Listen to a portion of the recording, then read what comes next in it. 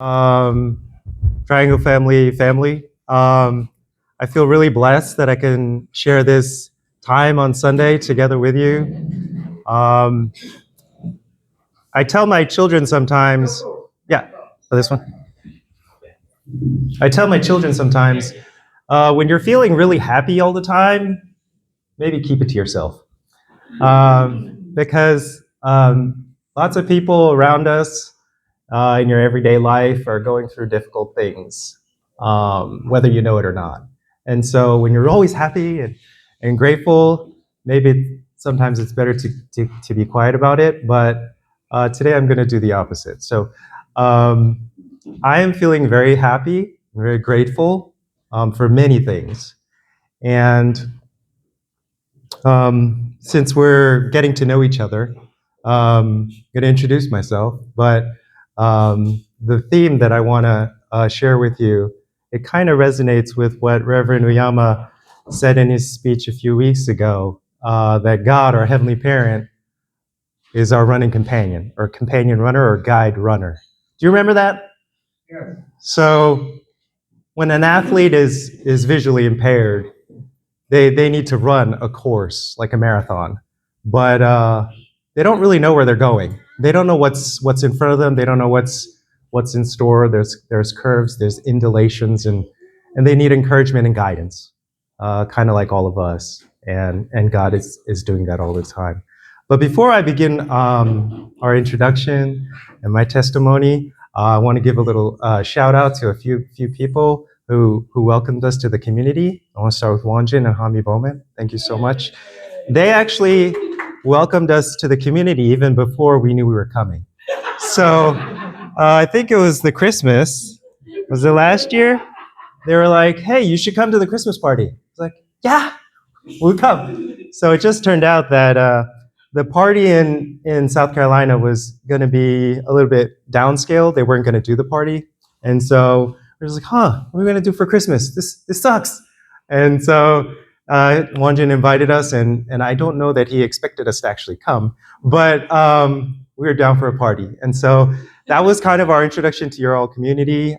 We had visited before the time that President Damian Dunkley spoke here. We did visit, but I wanted to thank you guys, Mr. and Mrs. Pimentel. Thank you so much. Ms. Dora welcomed our whole family into her little house to stay while we were trying to find a place to live.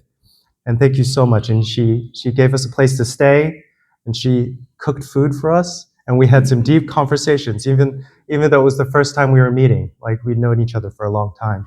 She introduced us to her fiery neighbor, Korean, of course, Mrs. Kim.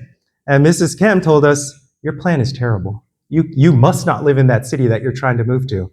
And so the city that shall not be named, next to the army base, was taken off our list. So we decided to move closer to Raleigh in a town Angier. And so that's kind of where we settled. And it's a nicer neighborhood, very peaceful, and the neighbors are nice. And so thank you so much, Ms. Dora. And finally, if I don't mention you, it's not because you're not important to us, but just in the interest of time, finally, I'd like to thank Pastor Bob, who kind of looked over us and took care of us as we were trying to make that adjustment to North Carolina from South Carolina. So thank you, Pastor Bob, Yoko-san. Thank you so much. So I am of a second generation family. So is my wife, Min Young-moon. And our parents, both our parents, or each of our sets of parents, of the 1800 couple. So 1975, Seoul, Korea, that sort of group. And we, Min Young and I, are of the 2004 second generation special blessing in East Garden, right? So that was by true parents. So let me give you a brief introduction of my life and tell you a little story, and then I'll hand it over to my beautiful wife to introduce herself and also regale you with a tale. Speaking of my parents' blessing, it was 1975, and they were immediately sent to overseas mission as missionaries. My father's mission country was Jamaica. So in 1975, he went first to Jamaica, and there was no foundation there really. There was a few members from other countries, but Jamaica was pretty much empty as far as our movement was concerned.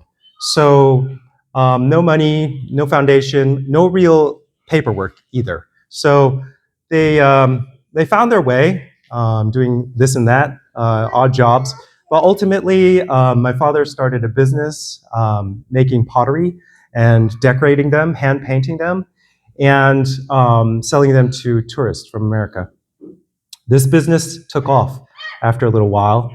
And so they had a workshop in our house, which was almost like a mansion. It was like a 2-story house with a pool, and all of it was a bit old and dated, but it had enough room for a workshop with the pedestals to turn the vases as you make them into pottery and hand painting. And so there was enough staff to do all that. And by the time we left in 1984, this turned into a business of 3 stores, three different locations of selling vases to tourists. So that was kind of a success story. It took about 10 years, but by the time he left, he had that sort of financial foundation, and that's what he left behind. In '84, our family, at the time it was my parents and two brothers, we moved to the United States. And so we were a part of the New York and New Jersey community until '92. And then I went to the GOP program, which I think many of you are familiar with. It's the Little Angel School, as they used to call it. And so I studied there for a year, and I learned Korean. And I think that was a very happy time as well. I was surrounded by my brothers and sisters, and we were kind of deep in the faith. We read Divine Principle all the time. We had regular service. We had prayer. We would go out into the mountains and just us kids sometimes, and pray and enjoy nature and that sort of thing. So almost idyllic in the Korean countryside. So that was a really happy time. So what comes after a happy time? Usually a little bit of a sad time. So after a year in Korea, I moved to Japan. My parents, my family had moved to Japan from the United States while I was in Korea. So they said, if you're going to come back to Japan, you might as well do it now. And so even though I was sort of able to stay in Korea, I chose to move to Japan as my parents had directed. And so I moved to Japan, but I didn't really speak Japanese. I had some Japanese, but I was kind of academically at the bottom, and the schools were not really equipped to handle students coming back from overseas. I was in Tsurugashima-shi, Saitama, and it was a little bit rural, a little bit in the country, and so I struggled a little bit. And what I mean by that is I didn't really make friends very easily. There was a language barrier, but I think it was like culture. I think your family could attest, the American culture and the Japanese culture are very different. And so I came in just wanting to be friends with everybody, including my senpais, people who are older than me, and that did not go well. So I was kind of labeled the boisterous American, the person who would go up and talk to anyone, who didn't know all the rules about how you're supposed to dress and how you're supposed to speak. So academically low, not knowing the rules, it was kind of a lonely time.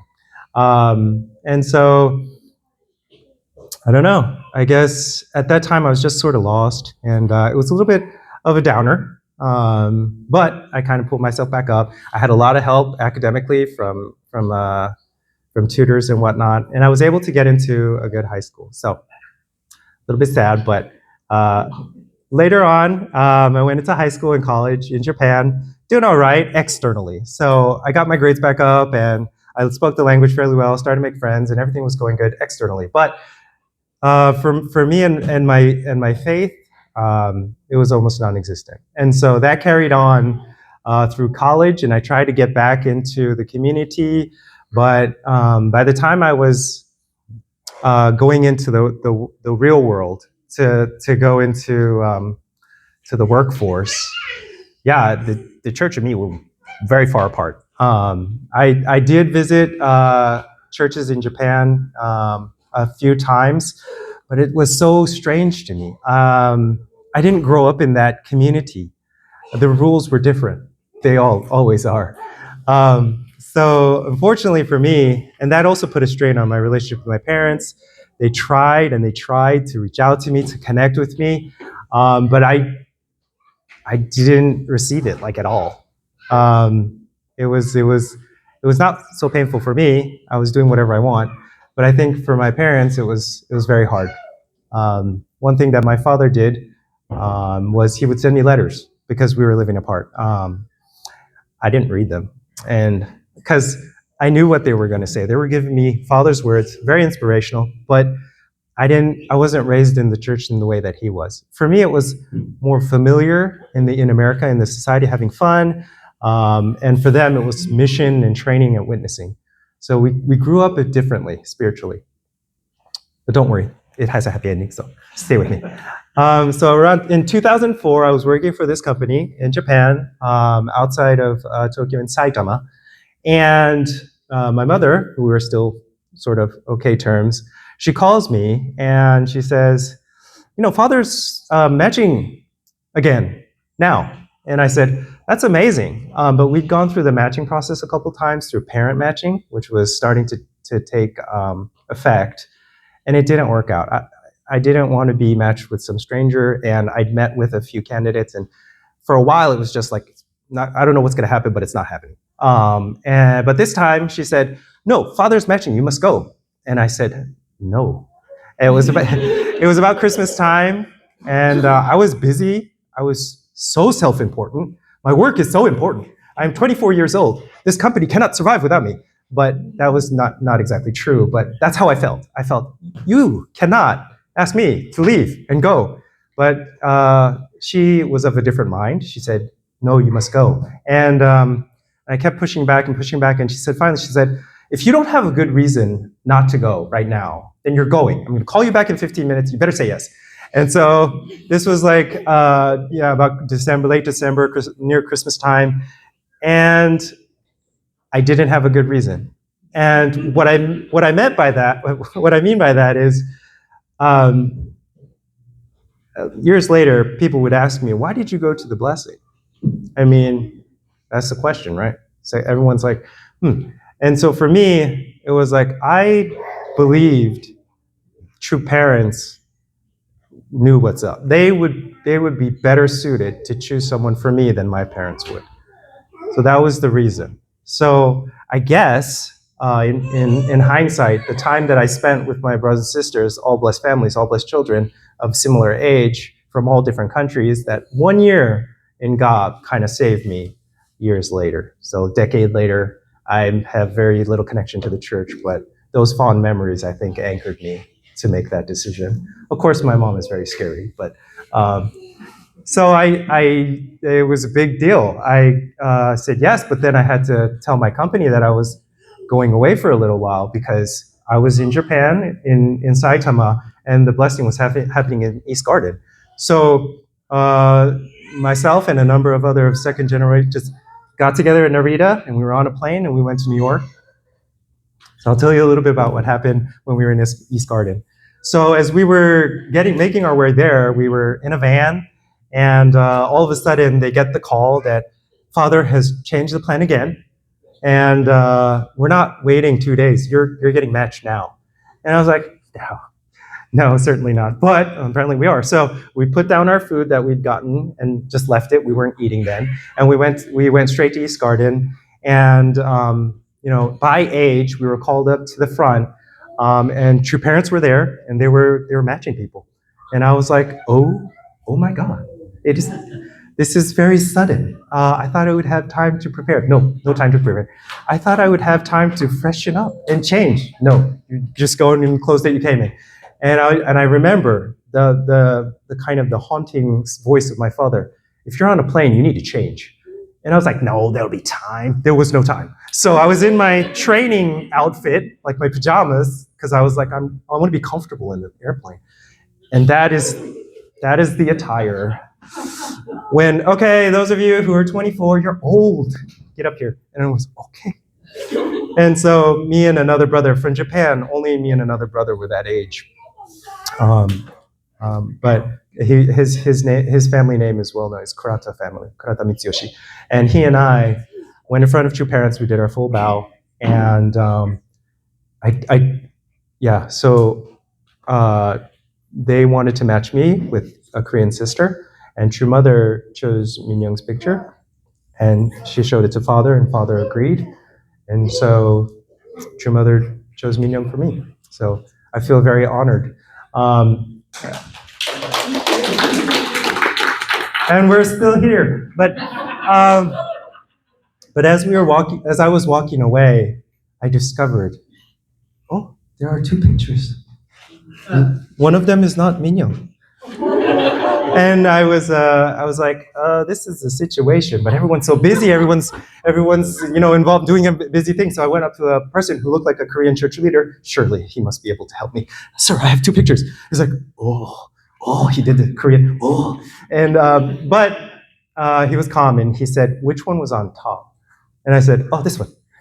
I didn't switch them, I promise. And so the Min Young's picture he gave that back to me, and then he took the other picture, went back to True Parents, and said, True Parents, you gave him two pictures. And they said, okay. And so that was, crisis averted. So yeah, we were almost like going to be like a Mormon family or something. But after that, for a while, it was a little bit difficult. Min Young and I were very different people, but we were also very different in faith. As I mentioned earlier, my faith was like dwindling on life support, and hers was strong as ever. I mean, I couldn't really. She'll speak to this maybe later, but she came from the church tradition. A lot of happy memories. She was in CARP, and also she stayed strong through her college years. And this was a little bit after that. So I feel like her foundation through her life experience was very strong, very positive, whereas mine was up to a point the same, but after a point it was not, very different. And so for the first few years, we kind of struggled culturally and through our faith, but also because I was a Japanese business person at the time. So what does that mean? Very kind of male-centric, kind of work is more important than everything. There's a kind of a saying, maybe kind of like a joke nowadays, but in the past it was very true. For a Japanese person, work is like religion. And so the Japanese word is shigoto. And shigoto, especially for a Japanese father, is so important. And so I kind of took that on, hook, line, and sinker, not because I wanted to, but because it's kind of drilled into you. And so every time I'd sort of be late to meeting her, or I wasn't really paying attention to what we were trying to talk about or what we're worried about, I was thinking about work all the time. And I was not only thinking about work, so distracted, not present, but also very like justified in my mind. I felt that I am right for worrying about work. 仕事だろ, you know. And so later, much later, I come to realize, たかが仕事だ. It's just work. Don't stress too much. Don't put too much emphasis on work. It'll kill you, or it will ruin your relationship at the very minimum. And so through the years, we've grown much closer. But I think the biggest shift in our married life, in our life in general, she wanted to seek higher education in the United States, and I was all for that because I grew up in the United States. I live in the United States. I wanted to live in the United States. Just hadn't happened for me. I kept begging my company at the time to send me to US, to send me to America. They did not do that, so I ditched those suckers. But so I quit my job and followed her. But she first made that first move. She came. She got accepted to SIU, Southern Illinois University, and she did her master's. And by the time her master's was finished, she got accepted to Notre Dame and Vanderbilt in Tennessee. So these are prestigious schools, but those are PhD programs. And so we're a married couple. We never lived together, and she was going to pursue her PhD in America. That's 5 years, if you do it right. And so I made the decision, and I quit my job and moved over. And since then, we've been to Nashville, we were in Atlanta, we were in Knoxville, and then most recently we were in Greenville, South Carolina, for different reasons, mostly the work that was available to me. And through coming back to America and living in the American church family, I felt myself sort of reviving, my faith reviving from almost like, almost kind of dead to healthy and now thriving. There were difficulties along the way, don't get me wrong. Years ago when the Love and Life situation happened, that was very hard for us. That was very hard for us. And for different reasons. And when Father passed away, again, that was very hard.